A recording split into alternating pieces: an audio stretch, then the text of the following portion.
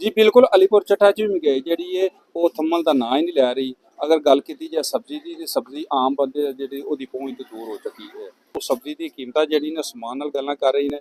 अगर गल की जाए जनाब जी मटन मीट और चिकन की तो वह भी जोड़े आम बंदा जोड़ा खरीदन का सोच भी नहीं सकता। अगर गल की जाए फ्रूट और उस तो जनाब ये मुलक्का चीज़ों की तो वह भी आम बंदे की पहुँच तो दूर हो चुकी ने।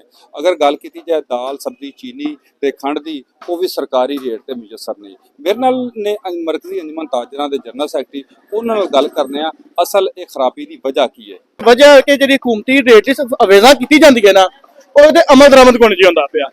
अगर तुसीं वेख्या जे ना हुकूमती रेट की जगह रेट लिस्ट मैं तुहानूं वादे करके विखाना वा छोटी जी गल तो कि हुकूमत ने रेट किया है कि मुर्गी का गोश्त 594 रुपये किलो है। अज भी अलीपुर के गोश्त जो 750 रुपये किलो विकदा पाया। अगर रेट के मुताबिक 594 रुपये वे तो तुसीं 750 रुपये किलो क्यों गोश्त देंदे पे हो। अगर तुसीं गल करो छोटे गोश्त की उत्थे रेट लिखा गया 1600 रुपया तो गोश्त तुसीं लैन जो तुहानूं मिलता है 2500 रुपये किलो। अगर तुसीं वड्डे गोश्त की गल करो तो उसका रेट है 800 रुपये किलो तो मिलता है मार्केट 1400 रुपये किलो। लिहाजा साड़ी एसी साहब अगे सीओ के गुजारिश है कि मार्केट आन विजिट करन विजिट करके चीज़ों को कंट्रोल करन। अगर इतने सब्जी वेखी जे आलू वे लो गंढे वे लो प्याज वे लो माड़े बंदे की पहुंच तो दूर हो गए। अभी दाल चीनी खंड के बारे की दसीए कि इस टाइम अलीपुर शहर दाल चीनी खंड के बारे एक माफिया बैठा हुए।